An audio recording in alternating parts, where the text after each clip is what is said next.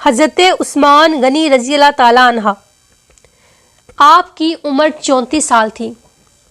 مکہ میں نبی کریم صلی اللہ علیہ وآلہ وسلم نے توحید اور اپنی رسالت کا اعلان فرمایا تو حضرت عثمان نے اس آواز پہ لبیک کہا، تاہم وہ اپنی فطرت، عفت، پارسائی، دیانتداری اور راست باز کے باعث اس دعوی حق کو لبیک کہنے کے لیے بالکل تیار تھے۔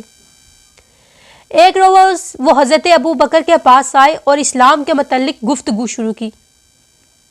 حضرت ابو بکر آپ کی گفتگو سے اتنے متاثر ہوئے کہ بارگاہ نبوت میں حاضر ہو کر اسلام قبول کرنے پر آمادہ ہو گئے۔ ابھی دونوں جانے کا خیال کر ہی رہے تھے کہ سرور کائنات تشریف لے آئے اور حضرت عثمان کو دیکھ کر فرمایا، اے عثمان، خدا کی جنت قبول کر، میں تیری اور تمام خلق کی ہدایت کے لیے مبعوث ہوا ہوں۔ حضرت عثمان کا بیان ہے کہ زبان نبوت کے ان سادہ جملوں میں خدا جانے کیا تاثیر تھی کہ میں بے اختیار کلمہ شہادت پڑھنے لگا اور آپ صلی اللہ علیہ وآلہ وسلم کے دستے مبارک میں ہاتھ دے کر حلقہ باگوش اسلام قبول کر لیا۔ اس موقع پر یہ بات ذہن نشین رکھنی چاہیے کہ حضرت عثمان غنی کا تعلق اموی خاندان سے جو بنی ہاشم کا حریف تھا۔ حضرت عثمان آئینہ دل خاندانی تعصب کے گرد و غبار سے پاک تھے، اس لیے اس قسم کی کوئی پیش بینی ان کے صفائے باطن کو مقدر نہ کر سکی۔ انہوں نے نہایت آزادی کے ساتھ اپنے خاندان کے خلاف اس زمانے میں حق کی آواز پر لبیک کہا، جبکہ اس وقت صرف آپ 35 یا 36 خواتین و حضرات اس شرف سے مشرف ہوئے۔ حضرت عثمان غنی کے قبول اسلام کرنے پر آپ کے چچا حاکم بن ابی الحاص نے آپ کو پکڑ کر ایک کمرے میں بند کر دیا اور کہا کہ تم نے آبائی مذہب ترک کر کے ایک نیا مذہب اختیار کر لیا، جب تک تم اس نئے مذہب کو نہیں چھوڑو گے میں تمہیں آزاد نہیں کروں گا۔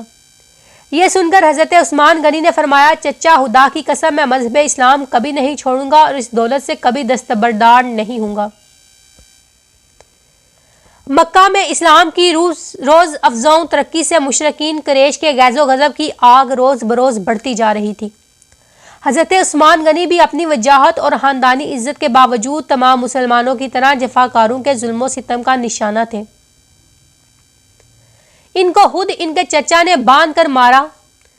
عزیز و اقارب نے سرد مہری شروع کی اور رفتہ رفتہ ان کی صحت گیری اور جفاکاری یہاں تک بڑھی کہ وہ ان کو برداشت سے باہر ہو گئی اور بلاآخر نبی کریم صلی اللہ علیہ وآلہ وسلم کے اشارے سے اپنی اہلیہ محترم حضرت رقیہ رضی اللہ تعالیٰ عنہا کو ساتھ لے کر حبشہ کی طرف ہجرت کر گئے۔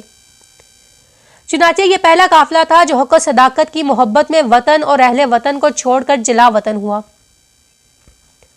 آپ صلی اللہ علیہ وآلہ وسلم نے فرمایا، میری امت میں عثمان پہلا شخص ہے جس نے اپنے اہل و عیال کے ساتھ ہجرت کی۔ حضرت عثمان حبشہ میں چند سال رہنے کے بعد مکہ واپس آ گئے۔ ہجرت مدینہ کے موقع پر نبی کریم کے حکم پر اپنے اہل و عیال کے ساتھ مدینہ تشریف لے گئے۔ مہوات مدینہ کے موقع پر آپ نے ان میں سے حضرت اوس بن ثابت رضی اللہ عنہ میں مہوات قائم کر دی۔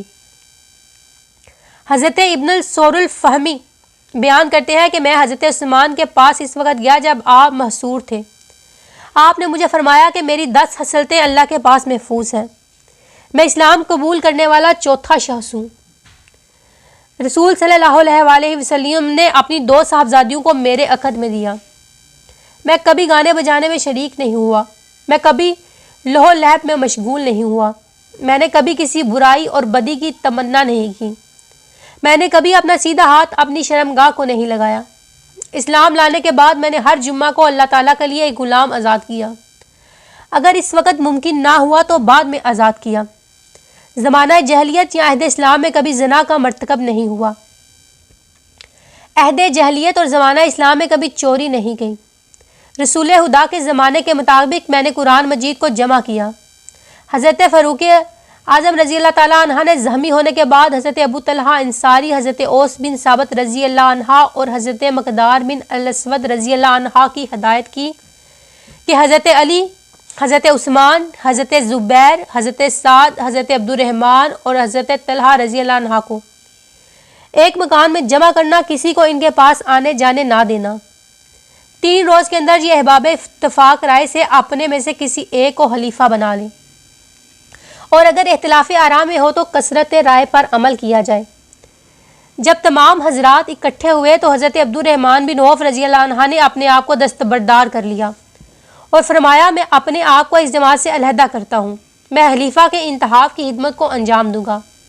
بعد ازاں حضرت عبد الرحمن بن عوف رضی اللہ تعالیٰ عنہ نے کبار صحابہ کرام رضی اللہ عنہ اور مدینہ کے دیگر لوگوں سے ملاقاتیں کی اور ان سے ارائی کے خلافت کی ذمہ داریاں کس کے سپرد کی جائے۔ ایک کثیر تعداد سے مشاورت کے بعد بلاخر حضرت عثمان کے حق میں خلافت کا فیصلہ سنایا۔ تمام احباب نے حضرت عثمان رضی اللہ عنہ کی خلافت کو اتفاق رائے سے منظور کرتے ہوئے ان کے ہاتھ پر بیعت کی۔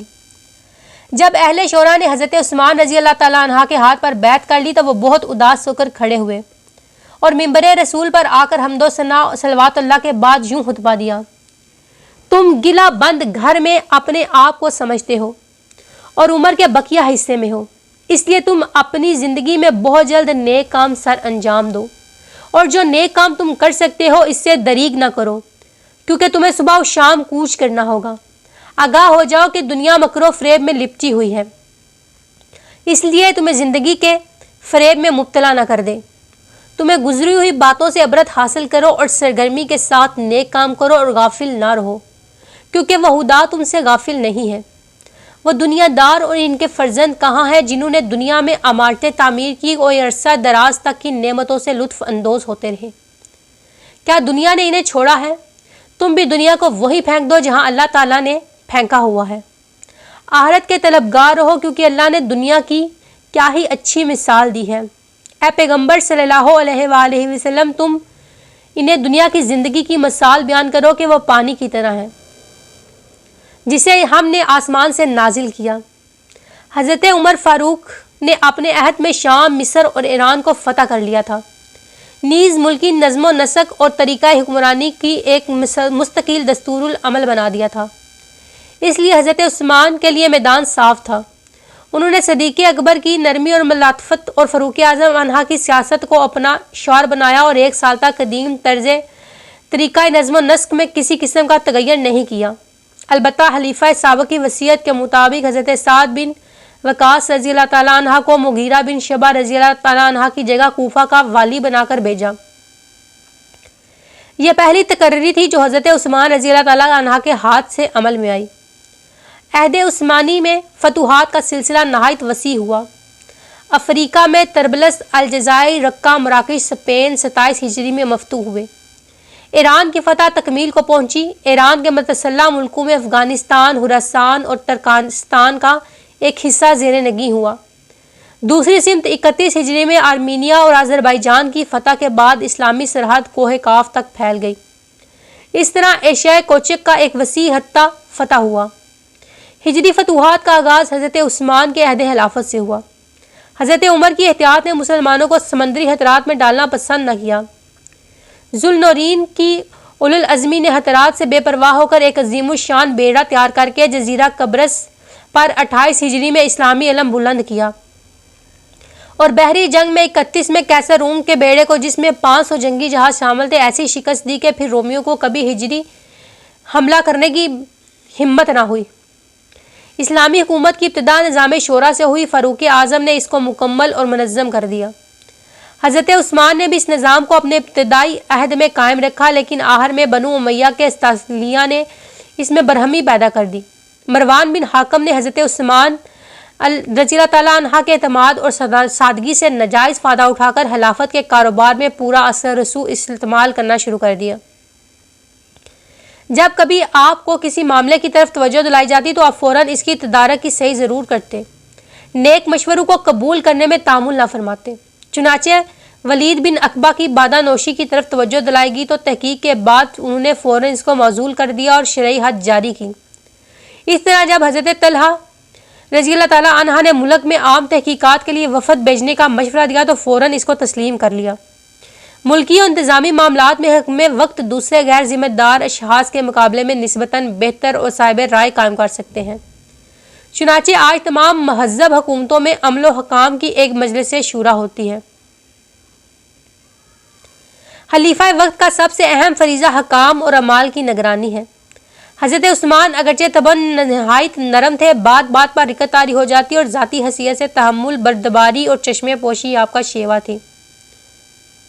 حضرت عثمان نے سختی سے باز پرس کی اور ولید بن عقبہ رضی اللہ تعالیٰ عنہ نے بادہ نوشی کی، نے معزول کر کے اعلانیہ حج جاری کی۔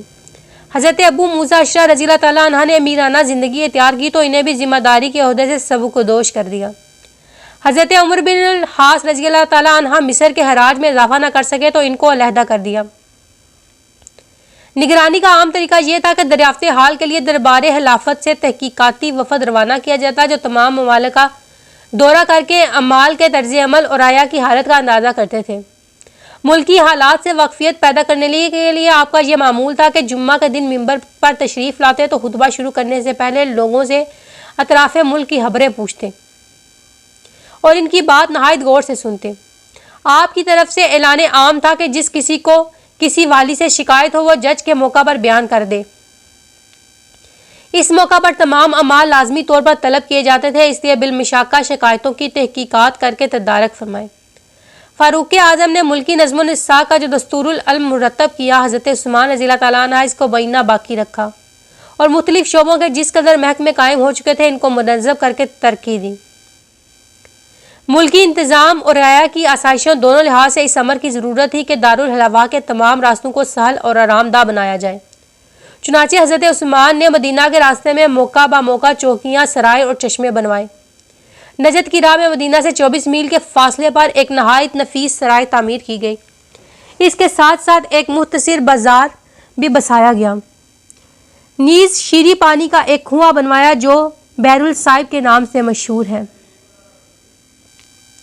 تمام ممالک میں گھوڑوں اور اونٹوں کی پرورش اور پردہ درخت کے لیے درخت لگائے، نہایت وسیع چراغ گاہیں بنوائی۔ سب سے بڑی چراغ گاہ مقام ربضہ میں تھی جو مدینہ سے 4 منزل کے فاصلے پر واقع ہے۔ یہ چراغ گاہ 10 میل لمبی اور اس قدر چوڑی تھی۔ دوسری چراغ گاہ مقام نقی میں تھی جو مدینہ سے 20 میل دور تھی۔ عہد عثمانی میں اونٹوں اور گھوڑوں کی کثرت کا اندازہ اس سے ہو سکتا ہے کہ صرف ضربہ کی چراغ گاہ میں 40,000 اونٹ پرورش پاتے تھے۔ حضرت عثمان کے 12 سالہ دور خلافت میں ابتدائی 6 سال کامل امن و امان سے گزرے۔ فتوحات کی وسعت، مال غنیمت کی فراوانی، وظائف کی زیادتی، زراعت کی ترقی اور حکومت کے عمدہ نظم و نسق نے تمام ملک میں تمول، فارغ البالی اور عیش و تنام کو عام کر دیا۔ نبی کریم صلی اللہ علیہ وآلہ وسلم نے مسیح الاسلام کا خطاب آپ کو دیا۔ اعلانیہ اس کے خلاف و وصف کہتے تھے اور فرماتے تھے کہ ضرورت سے زیادہ مال جمع کرنا ایک مسلمان کے لیے ناجائز ہے۔ شام کا صوبہ جس کے حاکم حضرت معاویہ رضی اللہ تعالیٰ عنہ تھے جو صدیوں تک رومی طائش و تکلفات کا گہوارہ رہ چکے تھے، وہاں کے مسلمانوں میں سب سے زیادہ برائیاں پیدا ہو رہی تھیں۔ ابو ذر رضی اللہ تعالیٰ عنہ برملا انمرا اور دولت مندوں کے خلاف وصف کرتے تھے جس سے نظام حکومت میں خلل پڑتا تھا، اس لیے امیر معاویہ کی استداد پر حضرت عثمان نے ان کو مدینہ بلوا لیا۔ مگر اب مدینہ بھی وہ پہلے والا مدینہ نہ رہا تھا۔ بیرونی لوگوں کے لیے بڑے بڑے محل تیار ہو چکے تھے، اس لیے حضرت ابو ذر یہاں سے بھی دل برداشتہ ہو کر ربزدہ نام کے گاؤں میں اقامت اختیار کی۔ حضرت عثمان کے آخری زمانہ میں جو فتنہ و فساد برپا ہوا، اس کی حقیقت یہی ہے کہ دولت مندی اور تمول کی کثرت مسلمانوں میں بھی اس کے وہ لوازم پیدا کر دیے جو قوموں میں ایسی حالت میں پیدا ہو جاتے ہیں اور بالآخر ان کو ضعف اور انحطاط کا سبب بناتے ہیں۔ اس لیے نبی کریم مسلمانوں سے فرمایا کرتے تھے کہ مجھے تمہارے فکر و فاقہ سے کوئی خوف نہیں بلکہ تمہاری دولت دنیاوی ہی کی خاطرات سے ڈرتا ہوں۔ اس کے علاوہ اس فتنہ و فساد کی پیدائش کے بعض اور اسباب بھی تھے جو کہ حسب زائل تھے۔ سب سے پہلی وجہ یہ کہ صحابہ کرام رضی اللہ عنہ کی وہ نسل جو فیض نبوت سے براہ راستہ مستفیض ہوئی تقریباً ختم ہو چکی تھی۔ جو مولود موجود تھے وہ اپنی قبر سنی کے سبب گوشہ نشین ہو رہے تھے اور ان کی اولاد ان کی جگہ لے رہی تھی۔ یہ نوجوان زہد و تقویٰ، دل و انصاف، حق پسندی اور راست بازی میں اپنے بزرگوں کے برابر نہ تھے۔ حضرت ابو بکر کے مشورہ اور مسلمانوں کی پسندیدگی سے امامت و خلافت کے لیے خاندان قریش محصول ہو گیا اور بڑے بڑے عہدے بھی زیادہ تر انہی کو ملتے تھے۔ نوجوان قریشی اس کو اپنا حق سمجھ کر دوسرے عرب قبیلوں کو اپنا محکوم سمجھنے لگے۔ اس وقت کابل سے لے کر مراکش تک تمام علاقہ اسلام کے زیر نگی تھا، جس میں سینکڑوں قومیں آباد تھیں۔ ان محکوم قوموں کے دلوں میں فطرتاً مسلمانوں کے خلاف انتقام کا جذبہ موجود تھا، لیکن ان کی قوت کے مقابلہ میں بے بس تھے۔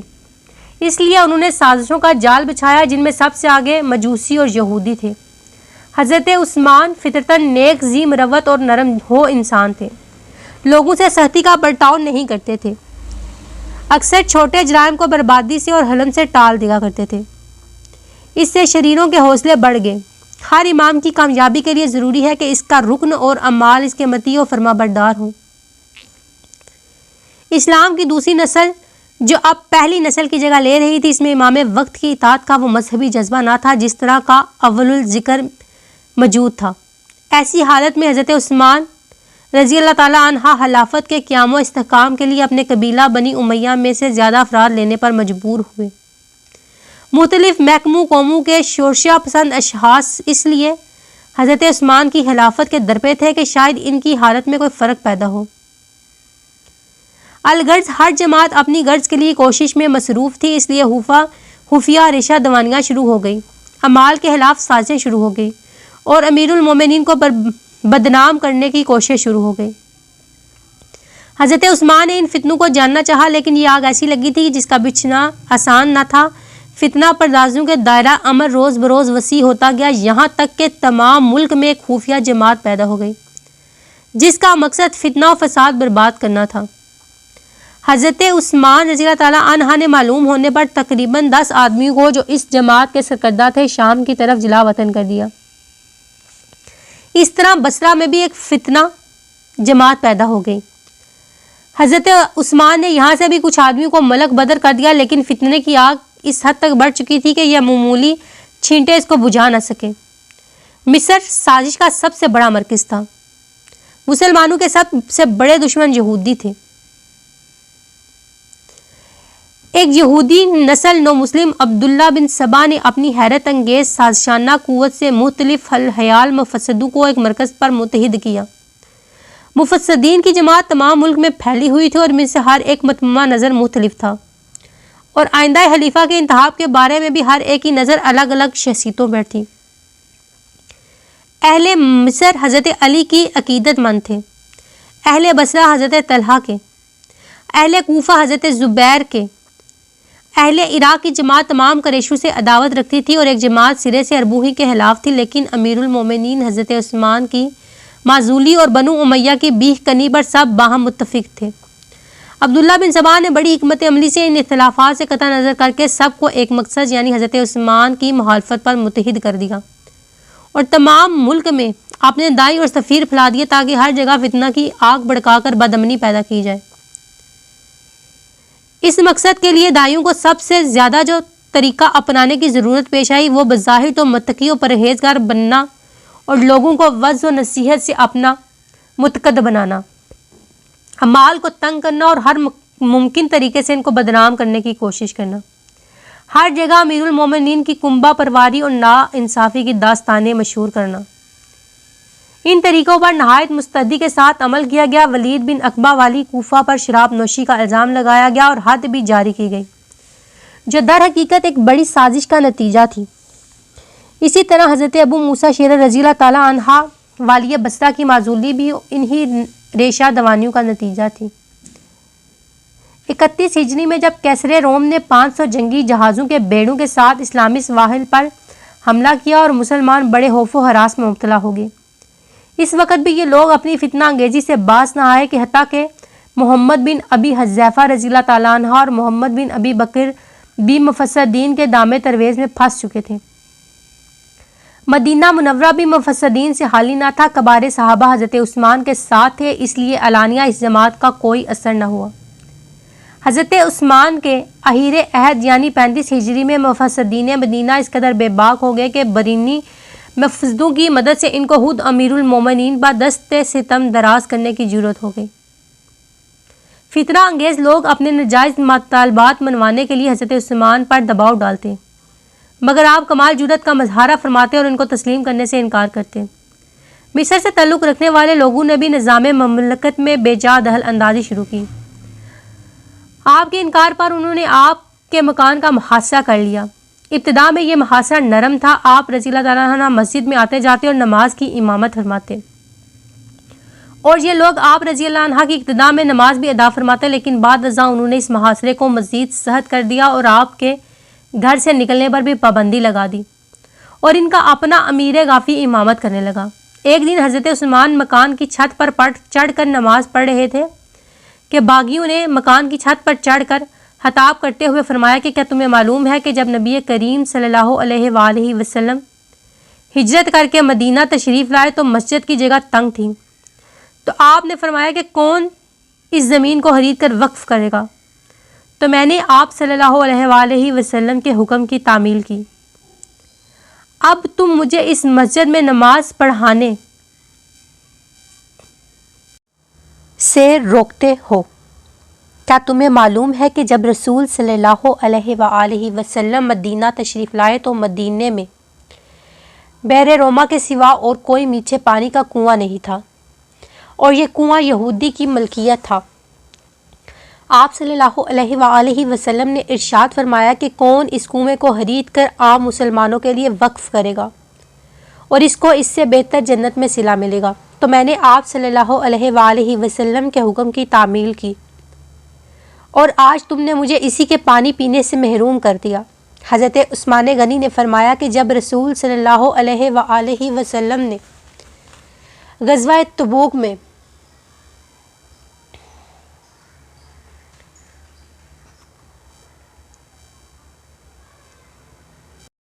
امداد کی اپیل کی تو سب سے زیادہ میں نے اس میں مدد کی۔ آپ صلی اللہ علیہ وآلہ وسلم نے مجھ کو جنت کی بشارت دی۔ باغیوں نے بیک زبان ہو کر کہا آپ سچ فرما رہے ہیں۔ اس کے بعد آپ نے فرمایا کہ تمہیں معلوم ہے کہ ایک مرتبہ آپ صلی اللہ علیہ وآلہ وسلم کوہ احد پر تشریف لے گئے۔ آپ صلی اللہ علیہ وآلہ وسلم کے ہمراہ ابو بکر، عمر اور میں بھی تھا۔ کوہ احد لرز اٹھا۔ آپ نے فرمایا اے احد ٹھہر جا، اس وقت تیری پشت پر ایک نبی، ایک صدیق اور 2 شہید ہیں۔ اس کے بعد حضرت عثمان نے فرمایا کیا تمہیں یاد ہے کہ آپ صلی اللہ علیہ وآلہ وسلم نے حدیبیہ میں مجھے سفیر بنا کر مکہ بھیجا تھا، اور بیت رضوان میں آپ نے ایک ہاتھ کو میرا ہاتھ قرار دیا تھا اور میری طرف سے خود ہی بیعت کی تھی؟ سب نے کہا آپ سچ فرما رہے ہیں۔ حضرت عثمان کی اس تقریر کا مقصد صرف باغیوں کے ضمیر جگانا تھا اور انہیں سوچنے پر آمادہ کرنا تھا کہ وہ کس کے ساتھ یہ معاملہ کر رہے ہیں۔ اس لیے وہ ہر سوال کے جواب میں اثبات میں دینے کے باوجود اپنے موقف پر قائم رہے، اور ان کا یہی مطالبہ تھا کہ امیر المومنین حضرت عثمان سے خلافت سے دستبردار ہو جائیں، لیکن آپ نے ان کا یہ مطالبہ سختی سے مسترد کر دیا۔ محاصرہ کے دوران حضرت مغیرہ بن شعبہ رضی اللہ تعالیٰ عنہ نے آپ کو 3 مشورے دیے کہ آپ ان میں سے کسی کو ایک اختیار کرو۔ آپ کے پاس طاقت ہے، آگے بڑھو اور باغیوں کا مقابلہ کرو۔ نمبر 2، یہاں سے نکل کر مکہ چلے جاؤ۔ نمبر 3، معاویہ کے پاس شام چلے جاؤ۔ نمبر 4، حضرت عثمان نے حضرت مغیرہ بن شعبہ رضی اللہ عنہ کو جواب دیا کہ میں آپ کی تینوں باتیں تسلیم نہیں کرتا، میں ان کا مقابلہ نہیں کروں گا، کیونکہ میں رسول صلی اللہ علیہ وآلہ وسلم کا وہ پہلا خلیفہ بننا گوارا نہیں کر سکتا جس کے ہاتھوں امت میں خون ریزی کا آغاز ہو۔ اگر میں مکہ چلا گیا تو اس کی امید نہیں کہ یہ لوگ حرم الہی کی توہین نہیں کریں گے اور جنگ سے باز آ جائیں گے۔ میں آپ کی پیشن گوئی کے مطابق وہ شخص بننا نہیں چاہتا کہ جو مکہ جا کر اس کی بے حرمتی کا باعث ہو۔ میں شام نہیں جاؤں گا، مجھے معلوم ہے کہ وہاں معاویہ رضی اللہ تعالیٰ عنہ موجود ہیں اور وہاں کے لوگ بھی وفادار ہیں، لیکن رسول اور دار ہجرت سے جدائی اور دوری کسی طور منظور نہیں کر سکتا۔ حضرت عثمان کے گھر میں صحابہ کرام اور تمام مسلمانوں کی جماعت موجود تھی۔ انہوں نے آپ سے ان باغیوں سے لڑائی کی اجازت طلب کی۔ آپ نے فرمایا اگر لڑائی مقصود ہے تو میں اس کی ہرگز اجازت نہیں دوں گا۔ اس وقت میرا سب سے بڑا مددگار وہ ہے جو میری مدافعت میں تلوار نہ اٹھائے۔ باغیوں نے 40 دن تک محاصرہ کیے رکھا۔ آپ تک گھر کا سامان پہنچانا بھی مشکل ہو گیا۔ ام المومنین حضرت ام حبیبہ رضی اللہ تعالیٰ عنہ کچھ کھانے پینے کی اشیاء لے کر آئی، مگر باغیوں نے انہیں اندر نہ جانے دیا۔ حضرت علی رضی اللہ عنہ پانی لے کر آئے تو باغیوں نے نیزے سے پانی کی مشکیں پھاڑ دی۔ 40 دن تک حضرت عثمان اسی مکان میں قید رہے، اس عرصہ میں برابر روزہ رکھتے رہے۔ ایک رات آپ رضی اللہ عنہ نے خواب میں دیکھا کہ رسالت مآب صلی اللہ علیہ وآلہ وسلم حضرت ابو بکر رضی اللہ تعالیٰ عنہ کے ساتھ تشریف لائے ہیں، اور فرمایا اے عثمان کیا تمہیں بہت بھوک لگی ہے؟ تم نے 40 دن تک روزہ رکھا، اے عثمان کل روزہ تم ہمارے پاس آ کر کھولو۔ ہم حوض کوثر سے تمہارا روزہ کھلوائیں گے۔ اے عثمان، کل تم شہید کیے جاؤ گے اور تمہارا خون کا پہلا قطرہ قرآن کی آیت ہے۔ حضرت عثمان رضی اللہ تعالیٰ عنہ کی شہادت کو اس طرح بیان کرتے ہیں کہ حضرت عثمان غنی رضی اللہ تعالیٰ عنہ کے دروازے پر حضرت عبداللہ بن زبیر، حضرت حسن بن رضی اللہ تعالیٰ اور کئی دوسرے حضرات پہرا دے رہے تھے۔ باغیوں نے حملہ کیا، ان لوگوں نے مدافعت کی، لیکن یہ حضرات زخمی ہوئے اور باغیوں کے چاروں آدمی دیواریں پھلانگ کر اندر داخل ہو گئے۔ کنانہ بن بشر نے آگے بڑھ کر پیشانی مبارک پر لوہے کی لٹھ اس زور سے ماری کہ پیشانی سے خون نکل آیا اور آپ زمین پر گر پڑے اور زبان سے بے ساختہ نکلا بسم اللہ توکلت علی اللہ، اور اس کے ساتھ ہی پیشانی سے خون داڑھی سے ٹپک کر قرآن مجید پر بہنے لگا، یہاں تک کہ آیت ہے پس اب اللہ تعالیٰ آپ کو ان کے شر سے بچانے کے لیے کافی ہوگا، اور وہ خوب سننے والا اور جاننے والا ہے، پر پہنچ کر رک گیا۔ اس کے بعد سدانہ بن احمد نے تلوار کا وار کیا اور عمرو بن الحمق نے سینے پر بیٹھ کر نیزے سے مسلسل کئی بار حملہ کیا۔ آپ کی اہلی محترمہ نے تلوار کے وار کو روکنا چاہا تو ان کے ہاتھ کی 3 انگلیاں کٹ گئیں۔ اسی حالت میں حضرت عثمان غنی رضی اللہ تعالیٰ عنہ کی روح کف سے انصری سے پرواز کر گئی۔